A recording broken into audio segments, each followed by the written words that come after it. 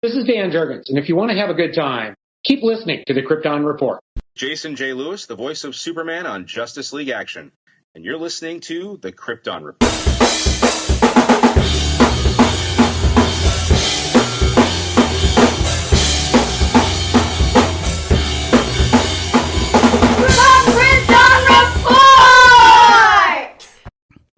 Welcome to the Krypton Report. I am Tyler, the Superman of Blue, the Man of Tomorrow, and with me is a special guest, and I'll let him introduce himself. You all know him as Brad, but he's really... Sutargos Vakaidu from Krypton. That's right. And this episode kind of came together quick. This is like a special crossover kind of cross-promotion, I guess you could say. Really? Because Brad and I were talking about it, and I was like, you want to do this? He's like, yes. And today we are going to tackle, the main focus will be on the Injustice vs. Masters of the Universe book that came out, that was written by Tim Seeley. What was this, 2018, I believe? 2018, 2019. Yep. And we just thought with the new Masters of the Universe film coming out, it'd be kind of a neat way to cross, DC with something else. And I've never heard anyone really discuss it before. And so Brad and I thought we would do that. Yeah. And I'm always happy to talk more Masters of the Universe with people, because that's the thing I'm really into now. So it's interesting, and we're going to talk about that, but we got a little bit of news real quick. And as James likes to say, when I complain about stuff, somehow it magically happens. So first of all, I got this picture, and I'm going to share my screen with you so you can see it, of all the cool stuff that I find, because that's what I do when I'm bored at work, is find little news blips. Okay, so we got this here of upcoming Lego. It's Krypto with Supergirl and Lobo's bike with Lobo Lego set. So that looks like it's based off the comics, not the new movie. Yeah, it does, but it's Lego, so you never know. Because her S, of course, is more comic accurate, but it popped up in the feed, and because I've been trying to keep my eyes peeled on whatever's coming. But this is interesting. Supergirl's coming to Cold Stone Creamery. Cold Stone? Which is so weird because, used to, there for a while, Cold Stone was in every Tim Hortons. And then I searched. There is one Cold Stone. And luckily it's near the IMAX theater that I plan to see Supergirl in for the first viewing. So I figure after we see the movie, I'll take the kids to get ice cream. But it's just kind of like, well, dang, could they have picked a more smaller person to tie into? And I've said this before. I feel like all the stuff with Supergirl has been very weird. Mm-hmm. You haven't heard the episode yet, Brad, because of how we recorded these. Right. But last time I went off about how Supergirl's got a thing with Synergy kombucha, and I'm like, yes, because that's awesome kombucha, compared to when we had Dr. Pepper cans with BVS on them. Oh yeah. But here we go, Cold Stone. Okay. Now, didn't they do last year, was it Baskin & Robbins for Superman, right? It was Dairy Queen, and I have, you can't see it, but I have a poster, the big poster, and the big cardboard from the Dairy Queen here in my room. And, which is cool because I have 3 Dairy Queens all within actually 4, so I was able to go and, I collected all the cups. I have them all here. And Superman was on Arizona green tea. So I have that. But Cold Stone. Okay. Also, Warner Brothers Home Entertainment is doing a sale on their digitals right now through June 1st. Mm-hmm. And I think that's if you buy it through Warner Brothers Home Entertainment. I have most everything on digital, so. Same here, more physical than digital, but I got all those digital codes and all that stuff. Exactly. There's only been a couple of things I've bought and that's just digital, but I have the physical also. Maybe I bought them at different times. Yeah, because for me, physical is what I prefer that. And lately I've been hearing stories how people buy stuff digitally and they're suddenly disappearing from their library. Yep. It is. It's crap because it's The way a lot of digital is, you have to read the fine print because it's like you have access to a file, basically. You don't own it. You just have access to the file. When that license or whatever gets revoked, you're just... That's why like, video games, I won't buy non-physical video games, but... Me, I will buy digitally. Fun fact, I actually do have something that got delisted still on my account. The original Invincible comics, when they had them as motion comics. Oh, nice. I've been tempted. I don't know how to rip them, but like I'm told it's currently lost media to an extent. Ooh. So I'd love to learn how to rip those. That does sound good. We have, so Fandango has been promoting. There will be some Supergirl fan first screenings where DC will be hosting fan first screenings on Wednesday, June 24th. So I signed up for Fandango alerts. I went to my AMC app as well. Didn't see anything yet. And rumors are that June 3rd is when tickets are going to go on sale. And the movie comes out in June, right? Late June? June 25th, 26th. Oh, less than a month. Yep. Someone posted this, said that they saw the Supergirl milk ad at their grocery store. So I was like, okay, cool. And then the big one that I was complaining about is this. Supergirl Ultimate Meal June 8th will be at KFC. Why KFC? I have no flipping clue. But I guess at one point, Superman Returns did something with KFC, but I also saw Burger King stuff too, so I don't know. Yeah, it's weird. Do you think like something like McDonald's or like you said, Burger King? Well, see, I would think Wendy's or Burger King. But Burger King right now is doing the Mandalorian. But Wendy's, I mean, Wendy's just had these random DC toys right here. Mm-hmm. And I got Bizarro, Superman, and Supergirl is all we were able to pull off. So I was thinking, okay, Wendy's would roll into it. But no, it's going to be KFC. So there will be the Kryptonite Cooler, which I'm a sucker, I'll buy. The June 10th, you can find the Crypto Collector Bucket. So that'll be a thing.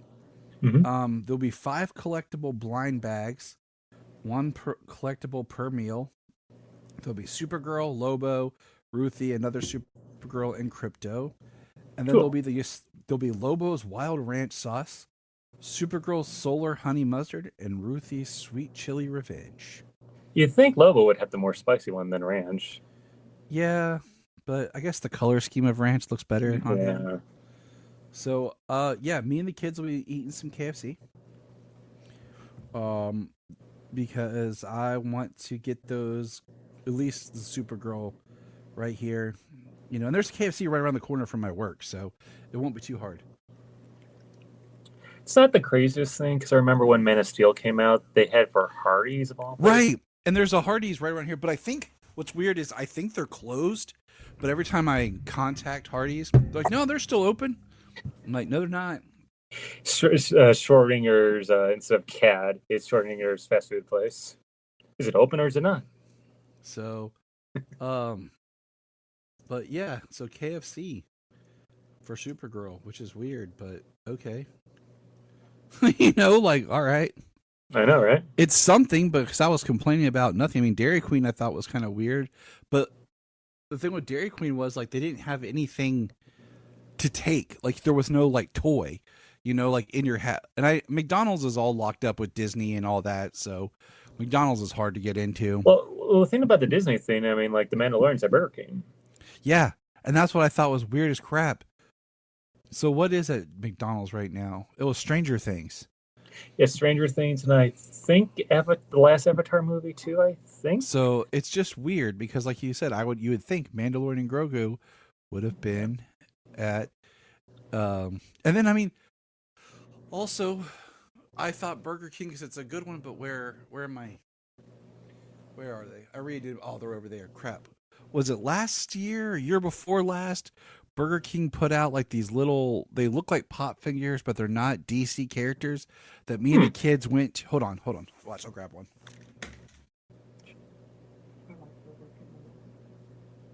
Because it's BK, because you have it your way. You rule. Oh, that is cool. That is cool, Tyler. Oh, you're muted. Yeah, I can't hear you.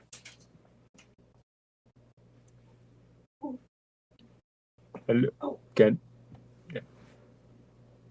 Technical difficulties. Yeah.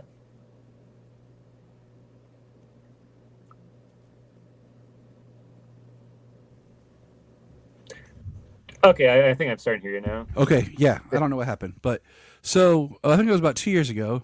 Mhm. Burger King put these out. There's Flash, Harley, Joker, Wonder Woman, Green Lantern, Batman, Superman, and Supergirl, and we got them all except Joker. Ah, Because the one manager, we were coming in and getting the kids' meals, and she helped us because she made sure that when we bought them, we got different ones and everything. oh, So with Wendy's and then Burger King, it kind of made sense. Like, okay, they've both done DC recently, but no, KFC. And like I said, I think KFC did Superman Returns or something. right. We talked about it once before, but I can't keep up with everything. Hmm. Because I'm pretty sure KFC did it, and I think Burger King did it. The only thing I can really remember of KFC when they did toys was back in the day they did Pokemon toys.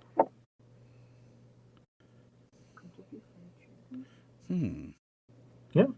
There was also like a funny ad where you see like the Colonel's like, gotta play with all these monsters and catch them all. So, yeah, I'm gonna send you. Maybe it wasn't. I don't know. What's weird is when they do like different things, in different countries. Oh yeah, no, Like- definitely. Like it'll be like Pizza Hut, but Pizza Hut in this country, does, this, and you're like, oh, okay, why? You're like, why in another country? Why not here with us? Or like how certain country, I think it's like in Dubai, they have that awesome looking DC theme park, or it's Yeah. like an indoor like theme park, and there's like the Hall of Justice, Metropolis, and everything. They got actors in the suits and everything, but we can't get them in the States. Yeah. Though I'm told that might be a Six Flags reason why, but still. Yeah, we have some in Six Flags, but it needs work. Yeah. But all right, so that's what we got. So by the time I record the next episode, most likely, because some of these are recorded out of order, people, I may have been already filling up on some fried chicken. But we'll see. But now we're gonna shift gears and talk a little He-Man. He-Man. Now we're gonna start with so I was born in 1985. Mhm.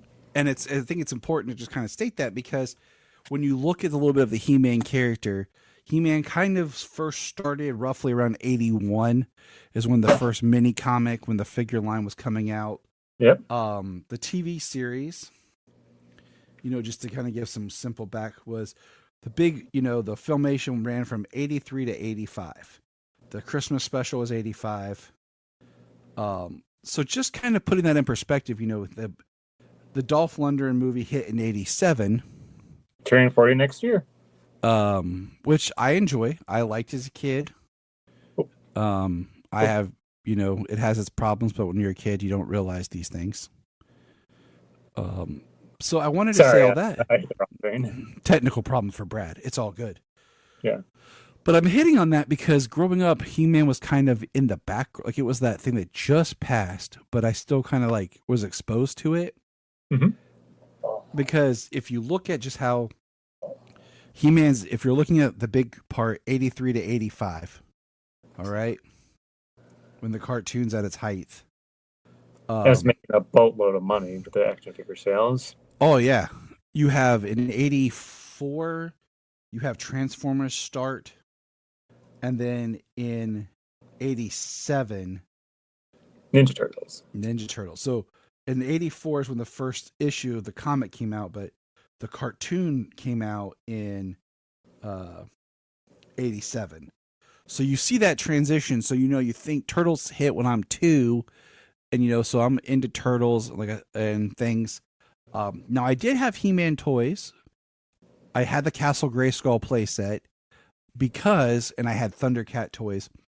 Awesome. My dad was in the military, and I've told this story before. And one of the things that's really cool is when you go on base is the Goodwill on base. Mhm. Because when people would get deployed, they'd get rid of a lot of stuff. So you'd find a lot of toys that people just donated to Goodwill before they got shipped out. So I would find these toys, and I had, like I said, the Castle Grayskull and stuff like that, because they were not the big cool toys, or they got discarded. Right. But He-Man was huge, and one thing, if anyone has Netflix, go watch just The Toys That Made Us. I didn't mean to watch that. It is such a good documentary just about the character and everything, period, because it started as a toy line. I mean, a lot of things were just, hey, we need to make a toy line. And I think He-Man was probably one of the last major, we're going to make a toy line, and then from the toys, we'll make everything else. Yeah. Everything else now is like, okay, we're going to have a cartoon or something, and then make toys from it. But He-Man was like, we made toys, now we need to make a cartoon. Do you know what He-Man was originally going to be before they changed it to He-Man? Go ahead, enlighten us.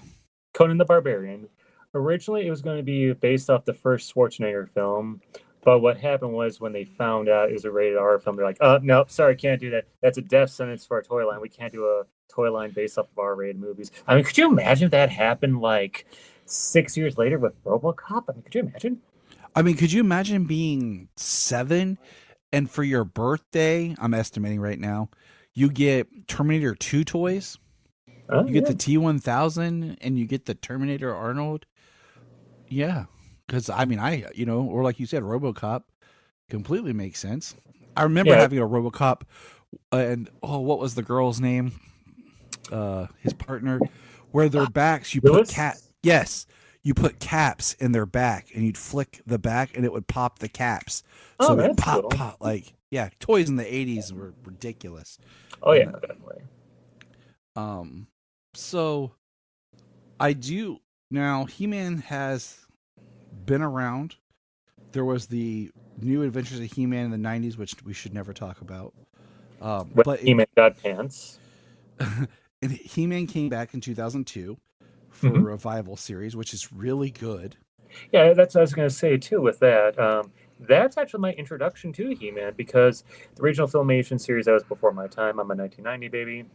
And by the time I would have recognized He-Man or like remember it a little bit, it was off the air. But I remember Toonami advertising this new show called He-Man, the Masters of the Universe. I watched the introduction episode. I'm like, hey, this is pretty cool. And the more I watched it, the more I loved it. It's like I said, my introduction. A lot of things I know about He-Man, I associate with that. Like the Power Sword, even though I know you don't like the Power Sword, that's my first thought.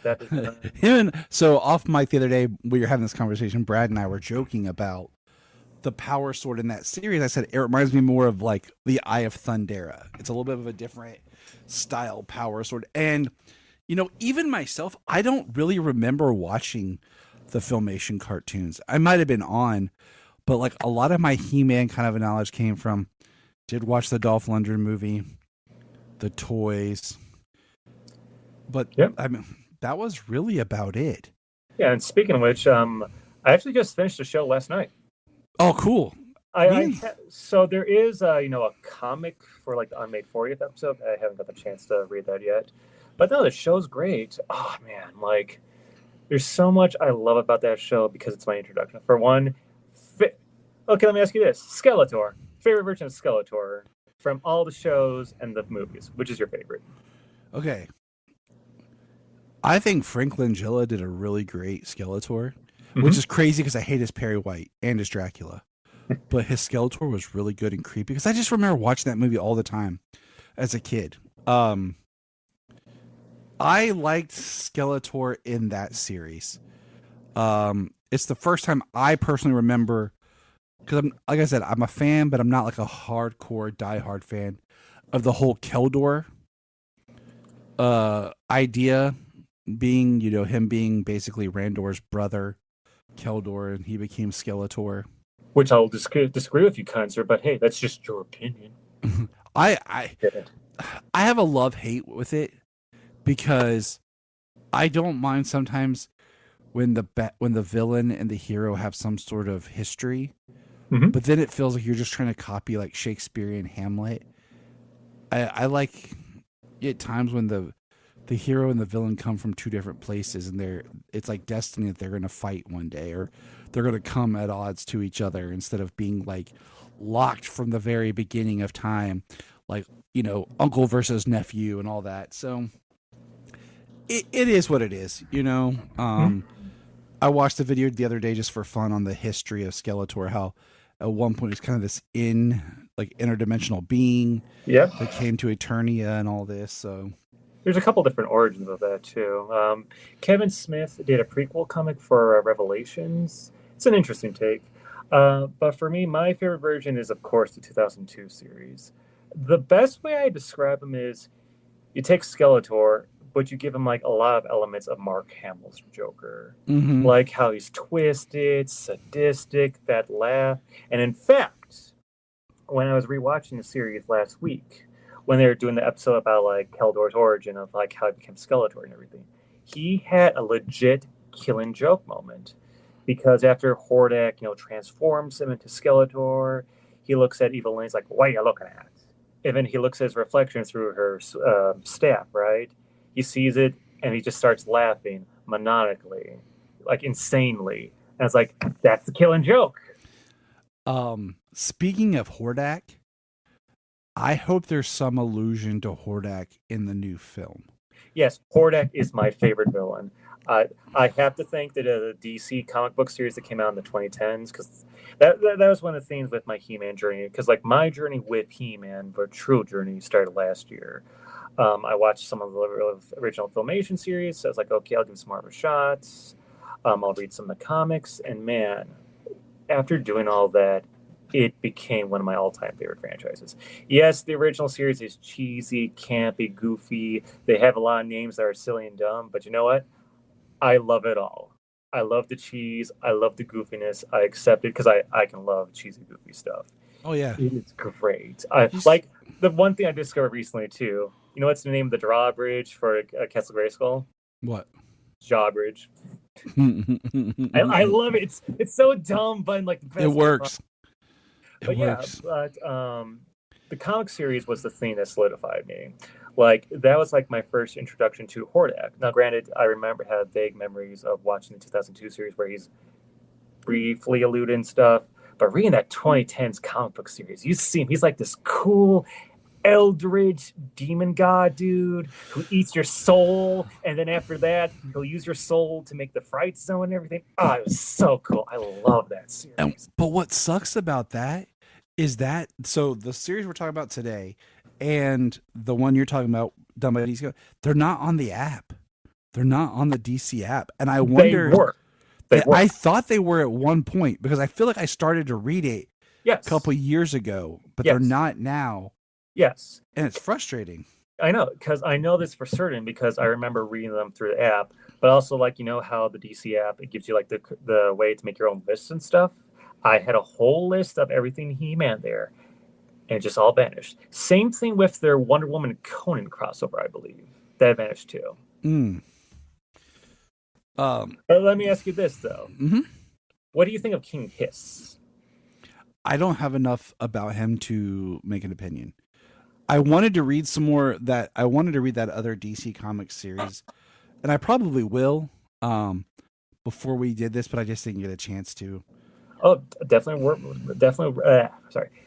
do it. I mean, if you want a good introduction to King Hiss, just watch the 2002 series. I feel like he has the better design and everything. I like the original design, but I will admit, in comparison, it's kind of lame and everything.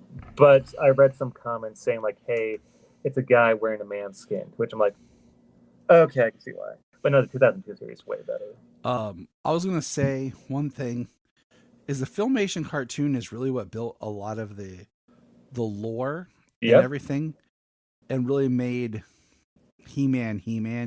Because if you go and you read about like the first mini comic, he was just like a barbarian from a tribe. Yeah, barbarian from a tribe who just escaped his tribe and was like, I'm going to have adventures, just like Conan. And so it's really interesting. I highly recommend everyone, like I said, that, what do you call it? I highly recommend everyone go check out the Toys That Made Us Masters of the Universe line. Now, I do want to say that, did you watch yet, Brad, the 2002 through 2004 Masters of the Universe Revelation and Revolution series yet on Netflix? So funny how you mentioned that. Since I just got done the 2002 series, that's the next one I'm going to be working on. I did watch the first half of it when part one of Revelation came out. It's Revelation first, yeah. Yeah, I was mixed on it at first, but years later, people talk more about, especially with now it being complete and everything.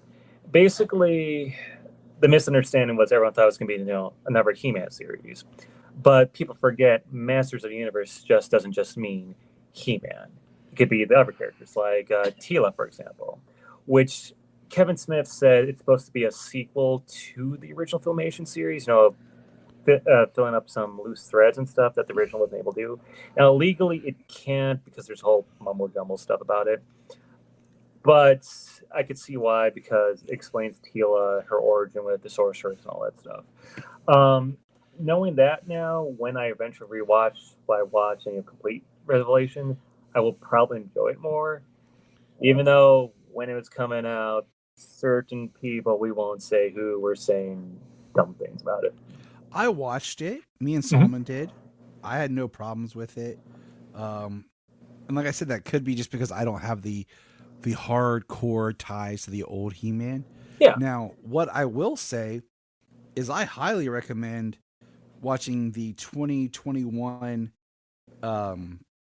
It went from 2021 to 2022, which is crazy that it's been that long. The He-Man Master of the Universe on Netflix, where they redid it for children in a 3D animated series. I really, really enjoyed this series. Watched it right along with Solomon. He loved it. This, where he fell in love with He-Man, was through this series. Awesome. I just can't believe it's been that long. It does not feel like it's been that long. I did watch a few episodes last year. It didn't get my attention, but I was like, hey, this is entertaining. Definitely good for kids. I'm saying you definitely got to keep rolling with, because it gets better at how they build up the story and they keep going into it. It's, like I said, it's great for kids, but it has some really good themes and stories in it. Brian Q. Miller was a story editor. He wrote Superman.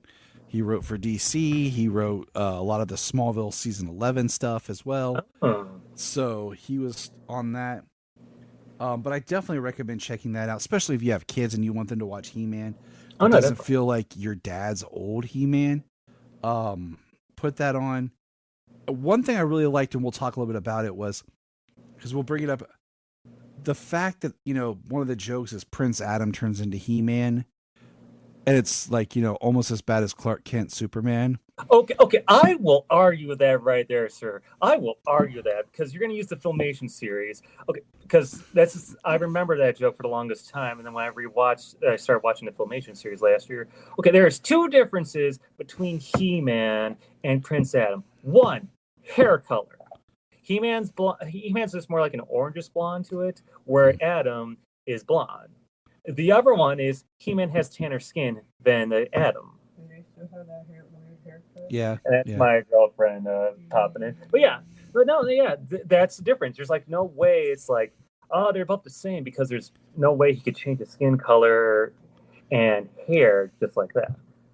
Oh, no, I get it. But it's still like, and we'll talk about in the comic, like you're not really giving us anything. Now, in Revolution and Revelation, and in the 2002 series, and in the new one, they definitely do more of a Shazam style, with Prince Adam being smaller, thinner, some often younger. I wouldn't say teenager, but it borders there sometimes. Then he becomes He-Man and becomes an adult, full on big and powerful. Definitely can see where you would not mix these two up, other than if you see Prince Adam carrying the sword. And funny how you mentioned the Shazam connection, because you know who else knows that connection? Alex Ross. Because when he was talking about Shazam back in 2019 when the new movie was coming out, he mentioned briefly He-Man. And if you look at this beautiful, beautiful painting he did of Captain Marvel / Shazam and all the characters he's inspired and influenced and everything, you can see He-Man in the background. Yeah, it's, I think part of the thing with He-Man and its whole universe is it is masters of the universe. Like, there is this idea of a grander scale than just He-Man, and Grayskull has its own lore, and like there's a lot of really neat lore. You get into Skeletor and Hordak and the Havoc energy, and like I said, in no way, shape, or form am I, an aficionado on it. I have a little bit of an understanding, and I have an appreciation, and I'm excited for the new film. Like Same here. The only thing I want from the new film is I want it to feel like He-Man. I want to enjoy it. I would like a tease, maybe of She-Ra and Hordak of some sort. So I'll tell you something really funny I'm hoping for the post-credit scene. Yeah. Okay. I don't want it to be a tease for the new movie. If they do this, it's going to be the movie of the year, and I'm going to say it's absolute cinema. I will do the absolute cinema meme and everything. If they make the post-credits scene not something teasing like a new character or the next movie, but rather the moral lesson at the end, I will die laughing. I will die. Okay. Absolute cinema. I'm going to split it. This is what I want. I want the mid-credit scene to be the moral lesson. And then the post-credit scene is I want them to recreate the one from the 1987 film with Skeletor popping out of the water like, I'll be back. Because that was the first movie I ever saw that had a post-credit scene. And I remember, when I think of He-Man, it's weird. When I think of the movie, I just remember it being on TBS a lot. And watching it and just having it on in the background, and like, you're still playing or whatever, and the credits are going, and then that's when I learned about the post-credit scene. Because all of a sudden Skeletor pops out like, I'll be back. Shockingly, I have not seen the movie yet. The reason being is I hear it's more infamous than good. But as someone who's grown to love cheesy, goofy stuff, I'm willing to give it a chance. Oh, you'll like it. You'll appreciate it because definitely. It's a nice blend of it's He-Man mixed with Star Wars, mixed with Back to the Future, set in the 80s. It's almost this, if you didn't even think it was He-Man, it'd just be this really awesome sci-fi thing set in the 80s that's pulling from all of your favorite stuff. Yeah. I know it's on Tubi right now, and I think the company's called Toy Robots. It's a sub-label of Arrow Video. They're doing a new Blu-ray coming out sometime this year, and it's loaded with special features, including a different cut of the movie that's like over 2 hours long. Okay, then that's worth checking out. There's so much history about that movie, about Canon Films. Like, if you're ever interested, there was a documentary called Electric Boogaloo, the Canon Films story. Yeah, and as a Superman fan, we all know that Canon Films is who got Superman 4, and so there's so much tied where He-Man and Superman were supposed to be them really taking it to the next level, and you can see Superman stuff in Masters of the Universe and. Like I said, it's like Back to the Future, Superman, and Star Wars blended with He-Man. There's no Prince Adam. It's got its downfalls, but at the same time, it has its charm. You heard what happened when they were filming the final fight, right? Oh yeah, they lost all their money, so they just they used black curtains, which I was telling to Solomon because when you're filmmaking, you're doing anything creative, having limits causes you to have to use your imagination more. And get more creative. So the idea of just using the energy from their attacks, like and everything, is actually kind of smart, and works in their advantage. But it's definitely worth checking out because there's some cool stuff in it. Oh yeah, no, definitely. So I have one question for you. How would you describe Masters of the Universe to you? Like, how does it feel exactly? Like, is it all woven together to one perfect story? Is there a bunch of things else like all together? Like, how do you describe Masters of the Universe? That is a good question. I think just because like it's like the title of hearing Masters of the Universe, I think it needs more story. Like it's not just He-Man. There's more to it. Yeah. More characters, but also there's more lore and history when you get into like the Grayskull stuff that I think just, and the Sorceress, and just. My friend Richard, when we were talking about this a few weeks ago, he said it best. It's like when you're a kid, you have all these bunch of random toys. They're not necessarily like connected to each other, but you create these grand, fantastic adventures with like dinosaurs and dragons and superheroes and barbarians and gods and demons, and that's Masters of the Universe in a nutshell. When he said that, I'm like, you hit the nail on the hammer right there, because it is that. I mean, you got a man riding a giant green tiger with armor. And do you know the story about how that came to be? If I remember right, there was a toy line called Big Jim. Yeah, and they had his tiger, all these lifters. So all they did was they repainted it and just reused it for the original Battle Cat. There was another character, too, that didn't appear in the show. I can't remember if it appeared in the original toy line. It was like a gorilla guy. I know he recently appeared in the new comics by Tim Seeley. What was... See, now we're all over the place. What was Skeletor's panther called? Do you remember? Panthro. Was it? Yes. Yeah, Panthro. Like, I'm almost sure it's Panthro. And I know you're like, Panthro? Isn't that the same guy from Thunder? Yeah. Yeah. I want to see him in the movie. He don't have to write it. I just want to see it. But, okay. So that's kind of a little brief He-Man background in our fandom and where we come from. Okay, I actually mention one more thing. Oh, sure. Oh, yeah. So since you just cleared my throat, my girlfriend, Vanessa, she was a part of my journey, too, with checking out He-Man last year. And she grew to love one character in particular, Orko. She loves Orko. She made her own little like art drawing of herself as Orko. I got her a little like one of those Dollar Tree figurines of Orko. She absolutely loves them. Oh, that's cool. Also, because she's kind of goth, she finds Skeletor hot. Oh. Well, I mean, he is, a skeleton. Now, this book, Injustice vs. Masters of the Universe. Yeah, so basically we're going to have this guy fight this guy? Yeah, pretty much. That's awesome that you have those figures. I just got this yesterday. Like, no joke. Like, this is one of the figures I want to get, especially for this episode. So I'd be like, haha. And just for everyone who's listening, Brad's wearing his Injustice shirt. Now, James and I covered Injustice stuff last year. Now, this year... No, wait, hold on. It was in 2023. We did 10 years of Injustice. God, time's going by. Is this year? This year's 10 years of Injustice 2, isn't it? Yes. Question mark. Because, like, I remember they did some skins for the Justice League movie, but I can't remember if the game came out in 2017 or... In fact, on. I'm looking at When did Injustice 2 come out, Siri? 2017. So next year. Injustice 2 was published May 11th. All right. But there was the comics run. And so what's interesting about this book is, like you told me, that this is kind of the sequel to a crossover between Masters of the Universe and Thundercats. Yes, it is. It's a sequel to it, but you don't need to read the Thundercats crossover to get that. As someone who reread both of them earlier this week, I could tell you, yeah. There's like a mention or two of it, but you don't need to read the Thundercats one. Though I highly recommend it. It's awesome. It's great. Because it starts, and we'll get into it now, Injustice versus Masters of the Universe, which I think is a really interesting way of pitting it up. That if it was just He-Man versus Superman, you'd be like, why?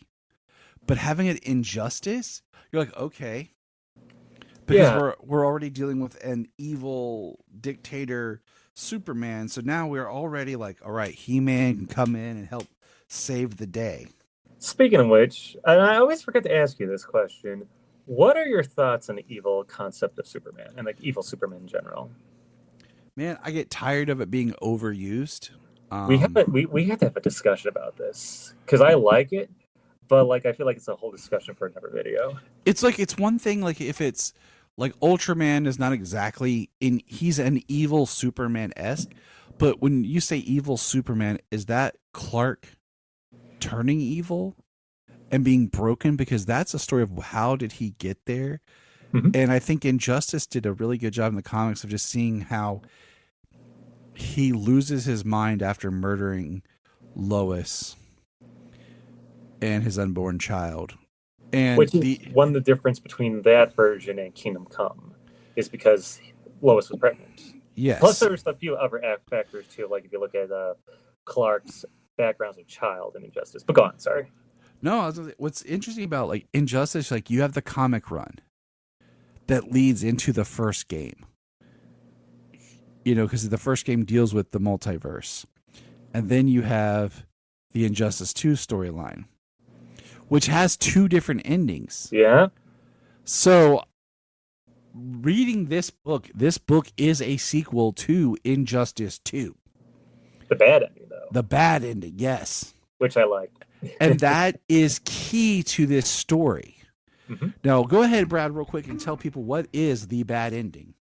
So the bad ending is basically they defeat Brainiac, but Superman isn't defeated or anything like that. He gets the Brainiac tech, and basically he brainwashes everyone he can find. Like Batman is like basically how Batman was like in Justice League Dark Apocalypse War. You know, he's confined to technology. He's specifically to a chair, and is basically being used as like Superman's eyes to figure out who's doing like a thought crime or just crimes in general.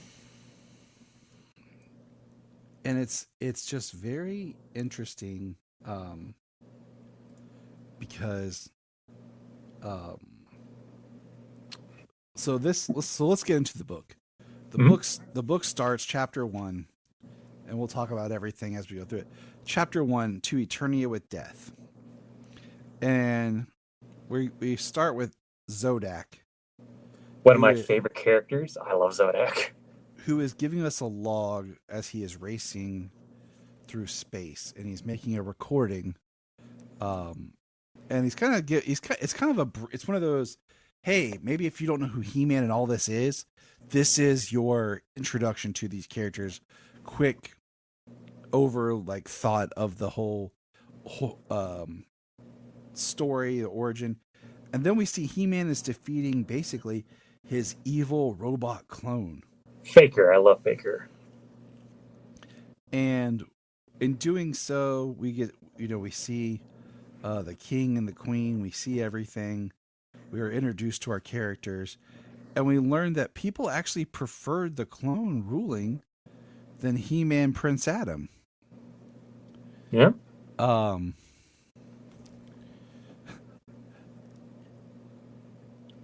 And one thing I wish we could have gotten in this story was Bizarro meeting Faker. I'm pretty sure in the Justice lore, Bizarro's dead, but it still would have been an awesome thing to see. Yes. So, first of all, real quick, what did you think about the art for this book? Oh, okay. Funny how you mentioned that. I love Freddie E. Williams. I think is he like the second or something like that? Freddie Williams, the second or third, whatever. I love his art. He is my preferred He-Man artist. I mean, I do like other people doing Frank Frazetta style art styles and whatnot, but like Freddie's artwork is just awesome, especially when he does like group shots and background shots, and you see like all the references and everything he puts in there. Oh, they're so good, and I'm happy that he works with Tim Seeley a lot, who, in my opinion, is my preferred He-Man writer. And I like Tim Seeley's stuff. Yes. Yeah. And I love how like he puts in so much lore and references and stuff like that in the books, like every deep cut and everything. Also, if you're a fan of his hack slash work too, his indie book, he actually has a little like homage to He-Man and a little poster there, which I really want. I really love his art, except one thing. Mm-hmm. One thing I'll complain just a little bit, and this is what I was talking about. When he turns You're back wrong. Sorry. When he turns back to Prince Adam, you totally know that's still He-Man. He just changed his clothes. Yeah, it doesn't do the whole hair color and skin tone change. There's no body shift size. There's no skin color. Not like when he goes to Prince Adam, he has more clothes on. And that is my only complaint about his art. And, with He-Man, but basically, like I said, we're seeing that everyone's upset with Adam's rule, and all of a sudden, Adam's pulled by Swamp Thing, and we see Batman, Green Arrow, Harley Quinn, and Cyborg. And they kind of give him the lowdown of who Superman is and their whole history. And then we realize Teela shows up to fight, but Mossman and Swamp Thing connect together. Yes, I love that so much. That was so freaking cool when I originally read that. That is a good deep cut too, in reference. I loved it because I was like, "Ooh, this is good." And it'll be the closest thing we'll ever get to Swamp Thing meets Man Thing. Yes, but it was like this first issue is really good, but it really is your setting up because then we see Freddie Freeman and Billy Batson being attacked by.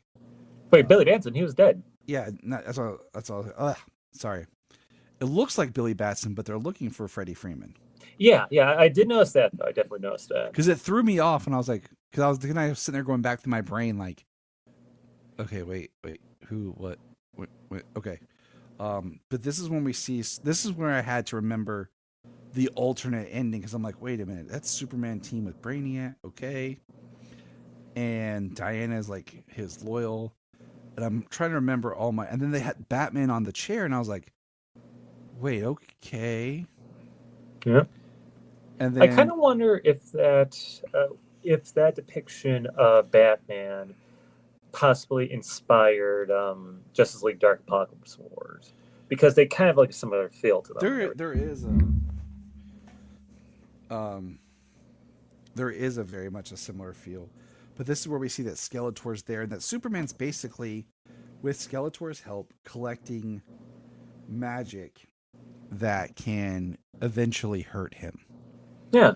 He's preparing so if he gets it all that he will not be hurt. And I like that with Skeletor too, how they made him like all beaten and weakened. He's like, "Oh, I live to serve you, counselor." Yeah, Skeletor's such a weasel. I know, it's so great. And it's all because of what happened in the Thundercats crossover. Which I'm gonna go read. I've been super busy with work. Oh, I got this in and I was doing some reading. Side thing.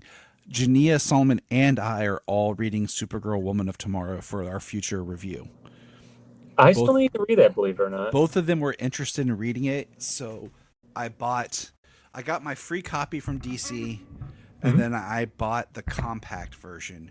So, and then I have my app, so we're all reading it together. So we've been doing that. Nice. But yes, Skeletor being used as a magic detector. I like that. It makes sense.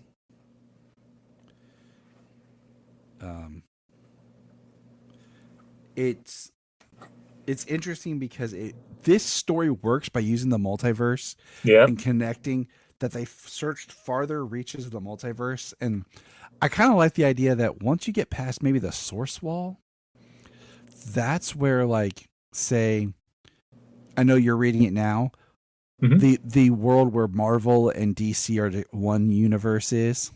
Yeah. And that's where that's in my head canon. That's where Eternia is past the source wall. That's why it's not part of all the. And funny how you mentioned, because I learned this too recently last year.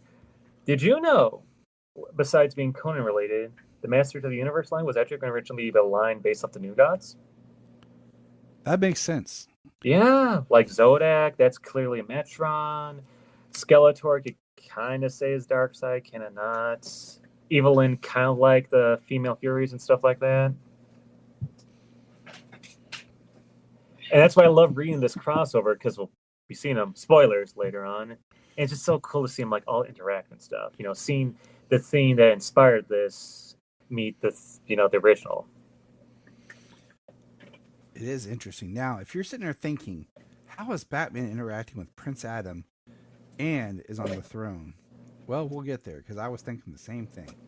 Oh, I was thinking the same thing when I was rereading. I was like, wait a minute. I know. I was like, wait, because, like I said, it's been a while since I've played the story mode of Injustice 2.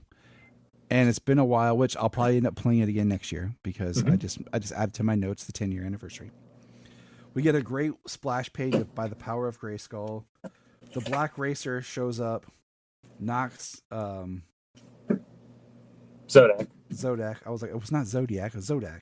off, and then we see that Darkseid is here. Yeah. And I was like, oh. And then, number 2, the double-edged sword. We see the Avion people being invaded by Apocalypse, while He-Man has already agreed to leave and is working with, had already got permission to leave. Oh, yeah. So and I like how the part where like Grand Goodness like breaks into the prison where all the Skeletor's henchmen are at. It seems so fitting for her to recruit them all, especially Evil Lynn. Yes. Yeah, it totally makes sense. Like I said, this story works very well with each other. Hey, Tim Seeley, man, he knows his stuff. He's a very good writer of He-Man. He-Man, talking with, like, trying to find out what's a reporter and what is all this and who is all this. It's just kind of interesting him seeing and trying to understand the world.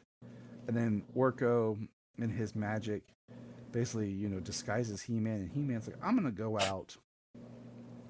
Because it's mentioned before that He-Man's mom is from Earth. Yep. So He-Man is part Earthling, part Eternian. Well, should I say Prince Adam is? Yeah. I guess He-Man is too. It's weird, but So. And depending on the continuity, he's actually his mom's actually from the DC Earth. Because when they did the DC versus Masters of the Universe, when it was like the New 52 and everything, she was actually from the New 52 Earth. See, and that's what, as I said, I started reading that, and I don't remember why I never finished it. It was a so-so crossover, if you ask me, when I read it last year. This one's way better. And that was the one I was thinking of at first, and then this one, I was like, this one made more sense. Because I like that, He-Man's our champion. But He-Man saves a woman from basically committing suicide. And we learn that they're being policed for thought police. Because of Brainiac's interesting, like you could have a thought. And Bane shows up. And he is in special, Brainiac armor. But Bane versus He-Man was awesome because just that shot of Bane being huge and hulking, coming down He-Man, just stopping it. Oh, yeah, it's so awesome. And then Copperhead, the fight. And the problem is they don't know how to process He-Man or Orko because Orko's magic doesn't really make sense. So it works better on Earth than in Eternia. Yes. And He-Man has a great conversation with this lady. Her name's Regina. I was getting there. I was sorry.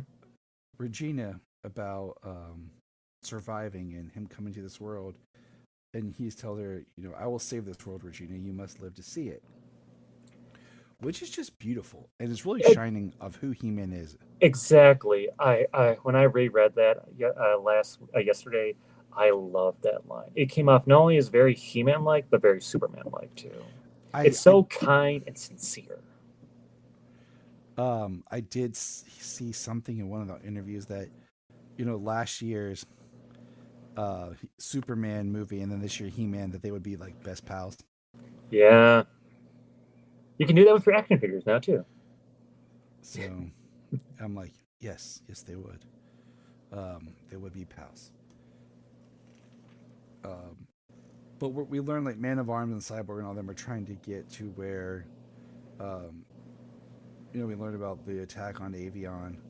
And I love their interaction with each other. They work so well. Man of Arms and Cyborg. Oh, I know that. I never would think of them two as together, but it makes sense. Yeah.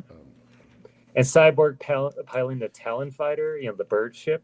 Oh, that's so cool. What I find interesting is when we learn about Skeletor's up to something, and he pulls a magic sword. Yeah. So he's getting the power again, and no one's paying attention to Skeletor. That's what he's good at. So Batman learns that He-Man left, that he's out there, and he comes back, and he's wearing Bane's armor. And what's interesting is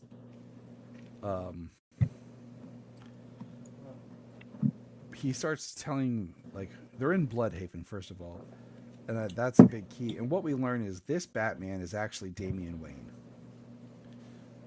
So the Batman, which is interesting because in the Injustice stories, you have Damian Wayne as Robin, who then becomes Nightwing because he accidentally killed Dick Grayson. One of the most tragic moments within lore. and then now he's ascending to being Batman. So he has a really good trajectory, and that really was like, oh, okay, now it makes sense of who this is, and that's why. Now we have the Sorceress meeting Cyborg, which I thought was really cool. Yeah, science meets magic. And like I said, we have the armies of Apocalypse trying to break in to Castle Grayskull. Then we have He-Man working his way to get to Superman, but he gets stopped by Wonder Lobo. Woman. Oh, sorry. Oops. Not yet. Nope. Yes, not yet. We got Lobo, Solomon Grundy, Killer Frost, and Deathstroke. Very happy to see Lobo in there. And some of these characters I had to keep thinking about where they were in the Injustice stories. So one of the things they said, like a quick word bubble, is something Wonder Woman would say later, is everyone was either enslaved or like thrown to a prison like Supergirl when she was in the Phantom Zone. And that's one thing that helped me realize where we were in the stories also, is they mentioned Supergirl, but after being possessed and everything, he put Supergirl in the Phantom Zone. Mm-hmm. Superman did. Now, what we learn here in a moment is that Darkseid is here because Grayskull has at the epicenter to get the anti-life equation. Yes. In fact, go ahead. No, I was going to say, I was like, okay. Well, sorry. No, I was just like, really? Anti-life still? Like, that's all he wants? That's all Darkseid's about? Well, there's an explanation for that, too. So there's this one character, because Eternia has this one prehistory called Pre-Eternia. Mm-hmm. There's this one character called Hero. It's He-RO. I saw that, but yeah. Yes. And with him, whereas He-Man is, the mightiest, was the strongest man in the universe, Hero is, and again, this is a go back to the thing that I said about their names and everything. They're silly and dumb, but I love them. He is the wizard equivalent of He-Man. Like, he is the greatest magician of the universe. And one of the things he found during his findings was the anti-life equation. Again, Tim Seeley, he knows how to do his deep cuts and lore mentions and like intertwine it with the DC universe. Which works. Oh, yeah. And then he has his totally not Infinity Gauntlet, Darkseid, the Soul Siphoner. That was cool. Well, one thing I like is if you look in the art is when He-Man takes over Bane's armor, but as he wears it, he makes it into more of his own style. Yes, it's I think the figure was called like his Power Suit or Power Punch or something like that. I know exactly what figure they're referencing. It's after he calls "I have the power." If you notice his suit after that reconfigures, it looks more like a He-Man suit. They break in to free Batman, and that's when Wonder Woman's attacking, and this is when He-Man's fighting to help, and Skeletor shows up, and then Superman shows up. Mm-hmm. And next we have our fourth chapter. Bruce Wayne is freed by the help of Orko. He-Man is battling Superman, who He-Man took a massive blast. Oh yeah, he got heat vision. You see him, his skin and everything kind of bubbling and boiled. And Zatanna, the girl Zatanna here, is about to take on Skeletor, and Skeletor pulls out his power sword. But I love the double page with Man-at-Arms and the heroes of Eternia battling. There are so many great double page spreads and splash pages and whatnot by Freddy. They're so great. This is where we have Teela trying to fight Wonder Woman, and she eventually stabs her in the back, which is pretty awesome. Which I thought she killed her when I was reading. I was like, oh my god. And that's what I thought she did too. And that's how I took it as was, oh, okay. Teela killed Wonder Woman. He-Man's down because of Superman. Batman's free because Wonder Woman was, trying to choke him. Darkseid's beating on the Castle Grayskull doors. Both literally and with his Omega beams. Yeah, like he is screaming no nothing will happen. And this is an interesting. So, He-Man is battling Superman, and I'm going to read this. He says, Superman says, "But this was fun. This is what I needed. A good old-fashioned street fight." Then it's like, what? The Cryptek. You changed it. He-Man says, "The power of Grayskull flows through it. You've connected yourself directly to a conduit for the two things you have never been able to conquer or contain, Superman. Magic and hope." Yeah. And He-Man is punching him. And now He-Man's suit looks even more like He-Man. And now we have Darkseid has made his way into Castle Grayskull. Castle Grayskull and is going for the orb. And what's crazy, he just backslaps the sorceress. Yeah. And he has like this glove on, this massive, like mechanic looking glove, and Granny Goodness is holding sorceress. And this is where you get the hero reference. And then something happens where we see Prince Adam or He-Man say, "Oh no, not now." And all of a sudden the power is returning. He says, "Hello there, Prince Adam. He-Man had such nice things to say about you." Oh no. Let the boy go, Clark. It's done. Give up. And that's where I'm just kind of like, okay, he doesn't look any different. Right. He just changed his clothes. That's all. So that's where I get frustrated with the whole Prince Adam and He-Man thing. Because I've often I have a Shazam story I wrote years ago about Shazam, Billy Batson growing up to be like a middle-aged man, but how he doesn't look like Shazam. So it's not like when he's an adult, he looks like Shazam, just not transformed. Like he's unfit. He has issues. He's a human, and then when he transforms, he's still, and it's almost like he gets addicted to being Shazam because it takes him to a better place in a better form. As if he, when he was a child, he turned into Shazam as like the idea of this is what I'll be as an adult. But now as an adult, he's there and he's like, this is not who I am. Right. Kind of sounds like Miracle Man a little bit. So, and then we have Skeletor appeared. But Skeletor appears now. He is on Eternia. Right. And we have this. I'll have to read. "For years I've attempted to enter this place, but only carrying a blade imbued with the great power of a great wizard could enter and take its secret. He-Man had that sword, and he wouldn't give it up. So, Master, my only choice was going to take what was rightfully mine, was to make my own, and imbue that power with another great wizard. Yes. A wizard named Shazam. So now we have Skeletor running in with his own power sword and his own armor with the power of the wizard Shazam. Mm-hmm.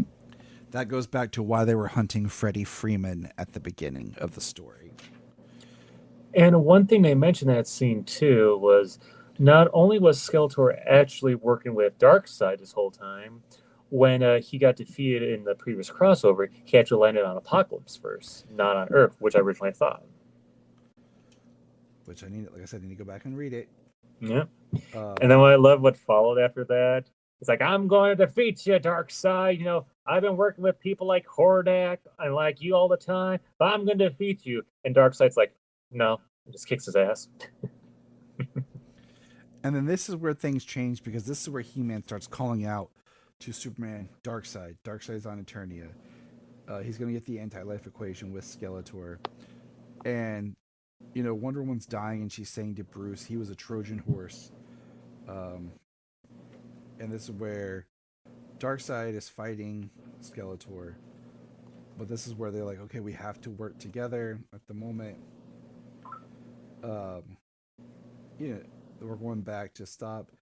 And He-Man says, I'm He-Man with the power of Grayskull or not. And they're like, Darkseid's a god. You're just a kid. No, he's not a kid. He's a full-grown man. Just, But that's where I laugh, like I said, about the whole... But Darkseid starts, fighting Skeletor. Darkseid crushes his sword. Skeletor Yeah. returns to his normal form, and Darkseid just starts saying he's inevitable and starts beating on him. And that was so funny when I saw that. I was like, Well, what I thought was interesting is, we see Darkseid is talking about what the anti-life equation is: loneliness plus alienation plus fear plus despair. And then Superman shows up, and he's like in his regular Injustice outfit. yeah. And when he was saying that too about the anti-life and everything, and I don't know if you noticed this or not, when Skeletor was wielding both the spirit of hero and the anti-life equation, his design was actually changing. He was getting like a different transformation. It felt like it was a reference to something Masters of the Universe related, but I couldn't put my finger on it. I agree with that because I was kind of like, that's interesting. And then we see Supergirl. She shows up because they talked Clark into freeing her from the Phantom Zone because she's needed on the battlefield. So Superman's battling Darkseid. He-Man, or should I say Prince Adam, shows up and stabs Darkseid in the chest with his sword, which is pretty awesome. Oh yeah. Superman pulls up the sword and the glove, the soul. Soul Siphoner. Yes, Soul Siphoner glove. And then Superman does what he did to Joker to Skeletor. He shoves his hand right through Skeletor's chest.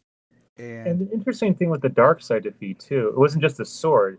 He also used the Orb of Power along with the Power Sword. And it didn't technically kill Darkseid from what I remember reading. It converted him into knowledge. So anyone who's a part of the Council of Elders for the Masters of the Universe, maybe Darkseid's not really dead. He's just converted information to come back if they ever do a sequel.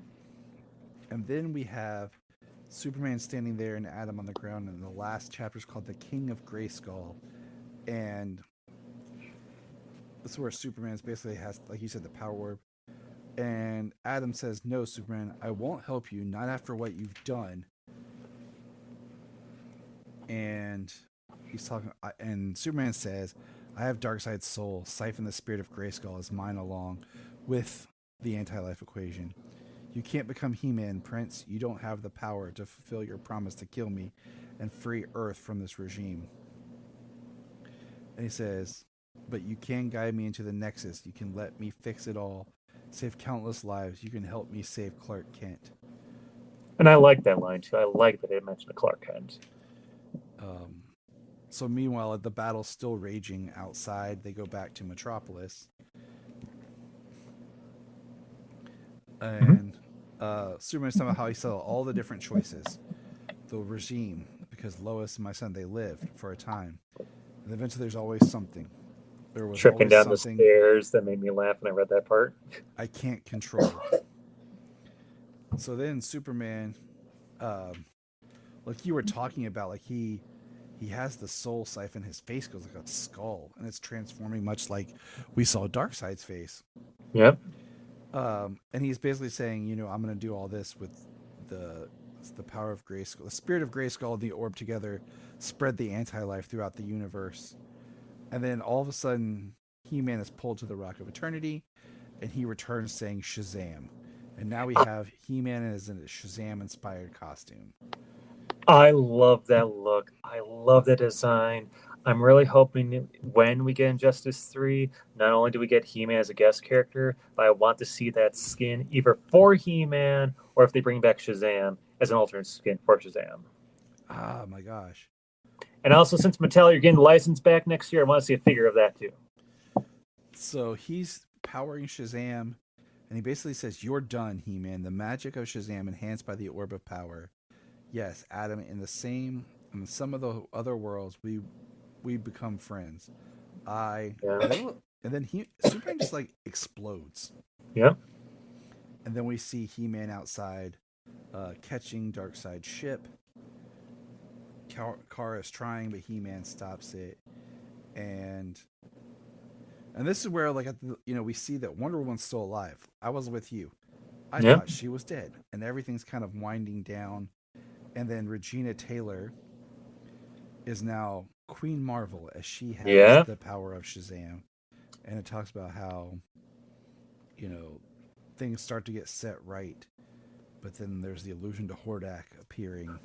Yeah, so speaking of some of that stuff too, it's bittersweet to hear He-Man say that the Black Racer took Superman and reunited him with his family, and Clark Kent was saved. I thought that was really, really nice and sweet. It was really Especially nice. with Injustice is Superman's dream. Sorry. No, it was really nice and sweet, but what's interesting is so much about, like, this story is basically the conclusion of the Injustice storyline, of the Injustice Superman and everything. This is the end that if you don't read this, you wouldn't even know about it. And since you mentioned the teases, dude, when I was rereading it earlier today, for one, we see Skeletor's body is recovered by like a dog version of Felix Faust. That was weird. Yep. But the thing that got me so hyped was Hordak teaming up with Atrocitus to form the Hordak Corp that features not only Faker, but either Cyborg Superman or a Black Lantern version of Superman. Yes. And they're taking over Apocalypse. Give me that sequel. I really would like to see Hordak and Darkseid team up. This would have been such an interesting way of keep going. And then the fact that at the end, Zodak meets Metron of the New Gods. And it's very appropriate because Metron very much inspired Zodak down to his chair. And that's where the story ends. And I was like, this is a very interesting way of basically the silent end of the Injustice Superman. But it's funny because this story only exists from the alternate ending of the game. So if you go with the other ending, this story never happens. Now, Tyler, let me ask you this. Did you know this was originally going to be this whole He-Man versus series? Was originally going to be a trilogy? No, I did not know. So I don't know how much this changed or not, but originally there was going to be a third part where they had He-Man meet up with the Ninja Turtles, Turtles of Grayskull. That got canceled, but then last year it got brought back due to the toy line. Now, I don't know how much of it changed. Like, I kind of feel like it's connected to the Injustice crossover, kind of not. But I did actually message Tim Seeley the other day. He didn't respond back or anything. I messaged him on Instagram, and I asked him, like, did anything change when you got to revive the project? That is a very good thing. I'm Yes. definitely going to read the Thundercat story. Yes. Maybe tonight, if I can, just for fun. And since we're talking about He-Man and multiverse shenanigans, have you ever read Masters of the Multiverse? No. Oh, okay. First off, don't need to read anything else prior to it. Okay. So it's its own contained story. It's basically like originally I was going to think of like Crisis of Infinite Grayskulls, but that's not really a good comparison. But it's more like Turtles Forever / Spider-Man Shattered Dimensions. It's got so many cool deep cuts of references and cameos and appearances. I don't want to spoil anything, but let me tell you, once you read the first issue, you're going to have a big smile on your face. All right. I'm about to go see if it's on Hoopla. But that is our He-Man and Superman crossover here. I like it because I like that He-Man came on top because it was a bad Superman. Yeah. Brad, thanks for joining us. Yeah. Oh, there's actually a few more things I want to say. If you like. Sure. Go ahead. It's a storyline I thought that was random at first. But when you read it, it works so well. Tim Seeley, like I said, he's a great writer, especially with He-Man. He's my preferred He-Man writer, and man does justice to not only He-Man, but Ninja Turtles and Godzilla too, because earlier this year I read the Godzilla Ninja Turtles crossover, and it was great too. Oh, all the Godzilla stuff's been great. We're going to talk Godzilla in November for Godzilla Day. And one thing I suspect that's going to happen in the future, since Mattel is regaining the DC license next year, or possibly partially this year, because it's weird. I've seen. because like I'm hearing like some figures are going to be existing soon. I suspect what's going to happen is once the license is done with at Dark Horse, they're going to go back to DC, the Masters of the Universe. They should. Yeah. And fun fact. Did you know this Injustice crossover is actually the 4th time Superman met He-Man? Nope. The first time was within the DC Presents crossover. Then in one DC Presents issue with the Atom, you cannot find this on the app, even when they had the He-Man comics on the DC app. They cut it out for whatever reason. There's a second story where He-Man and Superman crosses over. But it turns out it wasn't just a DC Showcase story. Sorry, I always say Showcase, I mean Presents story. It also appeared in a bunch of other ones. But it's, again, pre-Crisis Superman. He flies in some kind of magic cloud, and then he ends up in Eternia. And then the third one was, of course, as I previously mentioned, the crossover with the then New 52 universe, which, like I said, was okay. I just remember started reading that one. But it's in continuity, though. It's actually in continuity because they make references of certain things that were happening in the DC universe at the time. And in the Masters of the Universe ongoing series, it actually plays a part in that series. Like, it's actually mentioned, like, hey, we just came back from Earth. We, met all these heroes and whatnot, but we got to go back to fighting Skeletor or Hordak or whatever.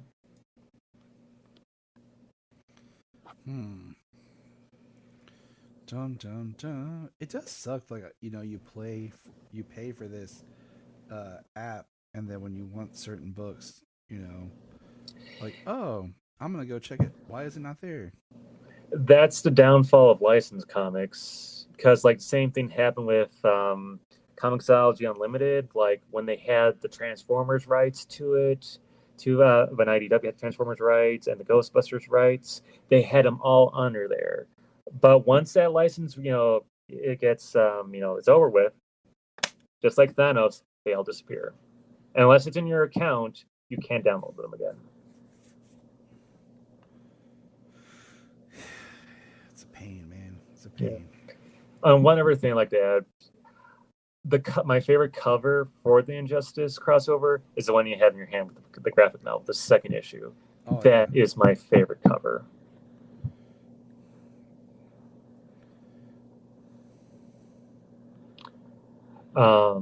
Anything else going to say really fast? I was trying to look up at the library to see if that. Was that? I'm trying to see here. Yes. Thank you, library. Definitely tell me what you think of it, because, like I say, it's a so-so crossover if you ask me. Mm-hmm. But the ongoing, that's the part of that crossover is awesome. He-Man has always had an interesting story with the comics and everything, because it started out as mini comics, but then, if I remember right, the very first appearance of He-Man was in a normal comic book, was actually DC Presents crossover. And then he's bounced around from like DC and Marvel, and then Image, Dark Horse, and a whole bunch of other people and stuff. And fun fact, one thing I learned about the very first Marvel series, very first issue of the Marvel series, Mike Carlin wrote that issue. Close personal friend, as my friend Phil would reference, because I got to interview. Yeah, so never Superman connection. But, Brad, thanks for dropping some knowledge on us. We might, we might have to read that comic and come back to it. Hey, I'd be more than game for that. I love discussing the Masters of the Universe since last year, and I like having friends to talk about. So we are gonna have to follow that up. Hopefully, I'll have a Masters of the Universe T-shirt by that time. I'm definitely get that for the movie. I'm definitely buying that for the movie. Because Vanessa here, she has an Oracle shirt I got her a few weeks ago. Yeah. I'm getting that He-Man shirt, and we're wearing that together when we see the movie, which I'm so hyped for. Good. All right, Brad. Well, you take care, man. Thanks for being here. Hey, thank you. And remember, look up in the sky! Thank you for checking out the Krypton Report. Please click our link tree in the show notes to follow us on your favorite social media platform. We have a $1 Patreon, just $1 a month to keep us going. And in return, you get exclusive shows and specials. If you want to join us on an episode, send us an email or a message. Hi, this is David Patrick Wilson. I played Superman, Clark Kent, in the television production of It's a Bird, It's a Plane, enjoying every minute of being right here on the Krypton Report.